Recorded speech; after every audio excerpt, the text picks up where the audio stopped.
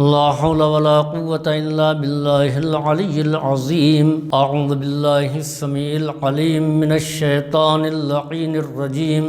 بسم الله الرحمن الرحيم. الحمد لله رب العالمين. الصلاة والسلام على خاتم المرسلين وأهل بيته الطيبين الطاهرين. أما بعد فقد قال رب العالمين في كتابه المبين. بسم الله الرحمن الرحيم.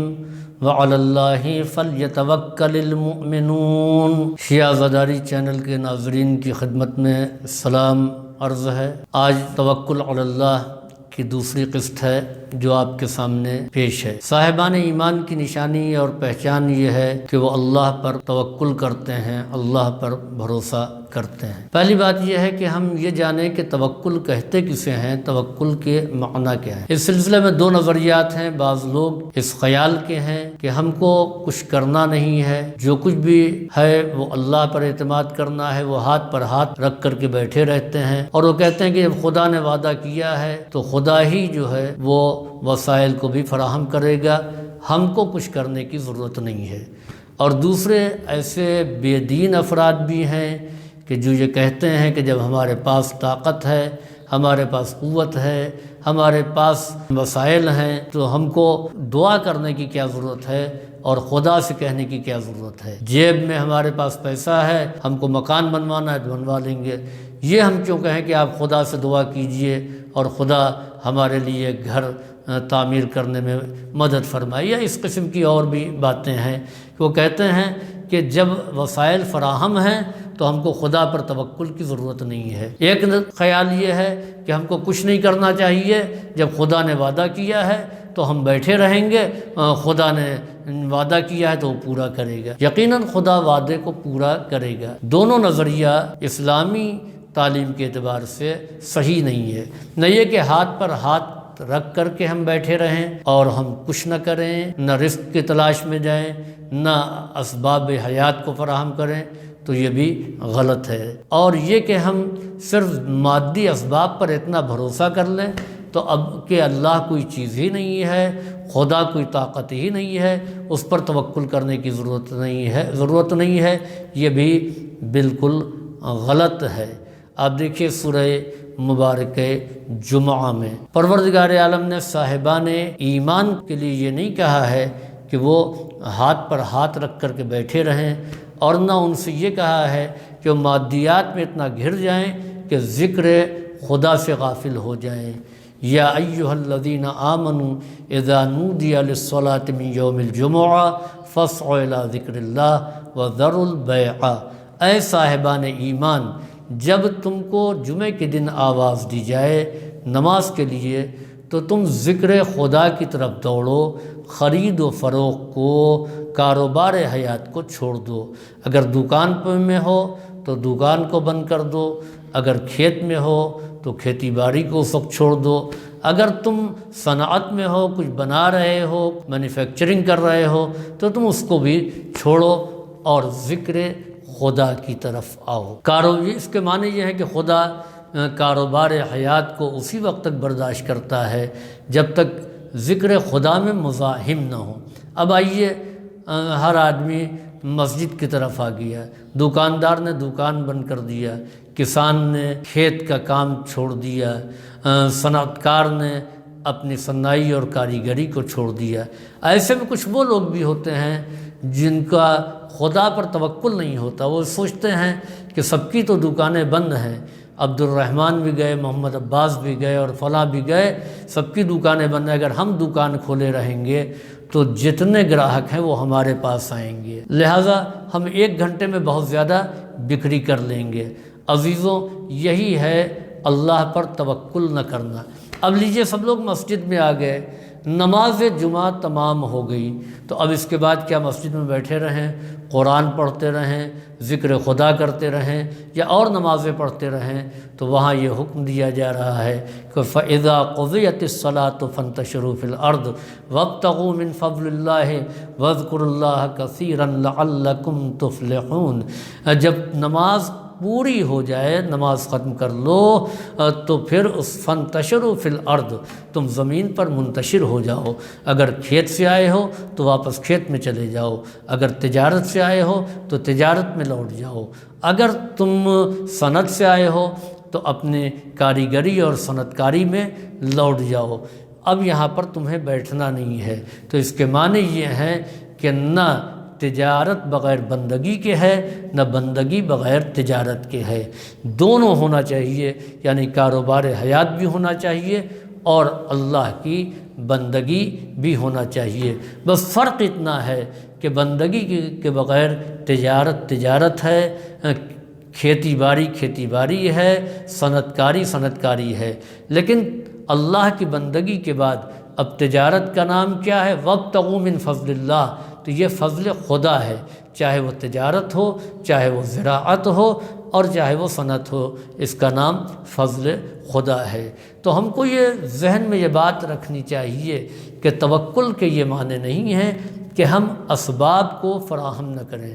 چنانچہ جناب موسیٰ علیہ السلام کا واقعہ ہے کہ جناب موسیٰ بیمار ہوئے، لوگوں نے آ کر کے کہا کہ اللہ کے نبی آپ اس جڑی اور بوٹی کو استعمال کر لیجئے، اس کے ذریعے سے آپ کو شفا مل جائے گی۔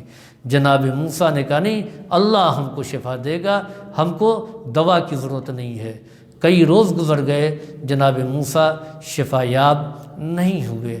آخر میں اللہ کی بارگاہ میں دعا کی، پروردگارہ تو مجھے شفا کیوں نہیں عطا کرتا ہے؟ تو جناب موسیٰ کی جانب وحی ہوئی، اے موسیٰ، جب تک کہ تم ان دواؤں کو، ان جڑی بوٹیوں کو استعمال نہیں کرو گے جس کے بارے میں بنی اسرائیل نے ان سے کہا ہے، میں قادر ہوں، میں بغیر دوا کے تم کو شفا عطا کر سکتا ہوں، لیکن پھر میری حکمت کا کیا ہوگا؟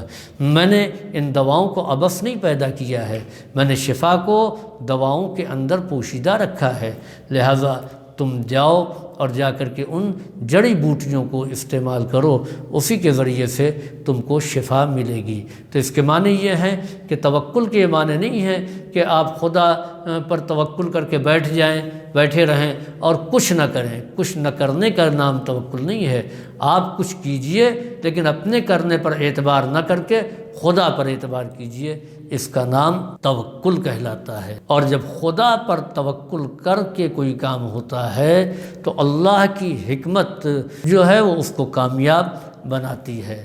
چنانچہ بو علی سینا جو بہت بڑے حکیم تھے، ان کا واقعہ یہ ہے کہ بو علی سینا کے یہاں ایک مریض لایا گیا، اور وہ مریض ایسا تھا کہ جس کی عادتیں خراب ہو چکی تھیں، جس کا دل ٹھیک طریقے سے کام نہیں کر رہا تھا، گردے خراب تھے، پھیپھڑے خراب تھے۔ بو علی سینا نے معائنہ کیا، اور معائنہ اور جائزہ کرنے کے بعد میں یہ اندازہ لگا لیا کہ اس کو شفا نہیں ملنے والی ہے۔ چنانچہ بو علی سینا نے اس سے کہا کہ آپ لوگ اس مریض کو لے جائیے، اس کا علاج نہیں ہو سکتا ہے۔ وہ جانتے تھے کہ جو دوائیں ہیں بہت مہنگی ہیں، یہ دوائیں دے بھی دی جائیں گی تو ان غریبوں کا خرچ ہی ہوگا، اس مریض کو کوئی فائدہ نہیں ہوگا۔ لیکن جو لوگ اس مریض کو لے آئے تھے انہوں نے بہت اصرار کیا، انہوں نے بار بار سے ضد کی کہ نہیں، آپ کو کوئی دوا بتانی پڑے گی۔ آخر میں جھنجھلا کر کے اپنا پیچھا چھڑانے کے لیے بو علی سینا نے کہا کہ جاؤ اس کو لے جا کر کے برسیم کھلاؤ۔ چنانچہ وہ لوگ لے کر کے اپنے وطن آ گئے اور اس کو برسیم دینا شروع کر دیا، برسیم کا کاڑھا، برسیم کی سبزی، وہ مسلسل اس کو کھلاتے رہے۔ اللہ کا کرم یہ ہوا کہ دھیرے دھیرے وہ مریض روح بصحت ہونے لگا، اور آخر میں ایک دن مکمل طور پر صحت یاب ہو گیا۔ چنانچہ اس کے گھر والوں نے سوچا کہ حکیم صاحب نے اتنی عمدہ دوا بتائی، اور ایسا مریض کہ جس کے بچنے کی کوئی امید نہیں تھی وہ شفا یاب ہو گیا۔ چنانچہ وہ لوگ حکیم صاحب کے پاس تحفے اور تحائف لے کر کے آئے، اپنے گاؤں سے کچھ بکریاں، کچھ مرغیاں، کچھ شہد، کچھ غلہ پانی، یہ سب لے کر کے گھی وغیرہ کے ساتھ، سرسوں کے تیل کے ساتھ حکیم صاحب کے پاس آئے۔ حضور یہ ہم آپ کے لیے لے کر کے آئے ہیں۔ ابو علی سینا نے کہا کس لیے لے کر کے آئے ہو؟ کہا کہ آپ کا اتنا بڑا احسان ہے، اتنا بڑا کرم ہے۔ ابو علی سینا نے کہا میں نے کوئی احسان تو نہیں کیا ہے، کوئی کرم تو میں نے نہیں کیا ہے۔ کہا ہم ایک مریض فلاں دن آپ کے پاس لے کر کے آئے تھے اتنے مہینے پہلے۔ کہا ہاں، وہ کتنے دن زندہ رہا؟ کہا کہ وہ زندہ رہا نہیں بلکہ زندہ ہے، ہم اس کو لے کر کے آئے ہیں۔ ان کو بڑی حیرت ہوئی وہ کیسے زندہ رہا؟ کہا حضور آپ نے جو دوا بتائی تھی۔ کہا میں نے کوئی دوا تو نہیں بتائی تھی۔ کہا نہیں، آپ نے بتائی تھی، آپ بھول رہے ہیں، آپ نے برسیم بتایا تھا، اسی برسیم کو ہم نے استعمال کرانا شروع کیا اور اس کو اللہ نے صحت عطا کر دیا۔ اسی لیے ہم بکریاں، مرغیاں، یہ غلہ اور یہ شہد، یہ گھی، یہ تمام چیزیں آپ کی خدمت میں لے کر کے آئے ہیں۔ ابو علی سینا وہیں پر بیٹھ کر کے سوچنے لگے، کریم تیرے کرم پر نثار، تو جس کو شفا دینا چاہتا ہے اس کو برسیم جیسی گھاس جو جانوروں کا چارہ ہے اس کے ذریعے بھی شفا دے دیتا ہے۔ تو اس کے معنی یہ ہیں کہ انہوں نے علاج ابو علی سینا کا کیا اور توکل خدا پر کیا۔ جب انسان اللہ پر توکل کرتا ہے تو معمولی سے معمولی دوا بھی اس کو فائدہ پہنچاتی ہے، اس کو شفا عطا کر دیتی ہے۔ اور جب خدا پر توکل نہیں ہوتا تو بڑی سے مہنگی دوا اور بڑے سے بڑے ہاسپٹل میں چلے جائیں لیکن کچھ کام نہیں آنے والی ہے۔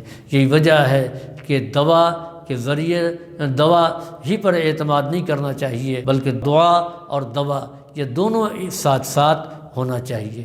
اسی طریقے کا ایک واقعہ جالینوس نام کے طبیب کا ہے۔ یہ بہت بڑا طبیب تھا، جو پیٹ کا اس سے ماہر کوئی طبیب اس وقت روئے زمین میں نہیں تھا۔ یہ اسہال یعنی دست کے مرض میں گرفتار ہوا، اس کا پیٹ خراب رہتا تھا، یہاں تک کہ اس کی نوبت یہ ہوئی بچنے کی کوئی امید نہیں۔ تو اس کے چاہنے والوں نے کہا حضور آپ نے معلوم کتنوں کا علاج کر دیا، آپ خود اپنا علاج نہیں کر سکے۔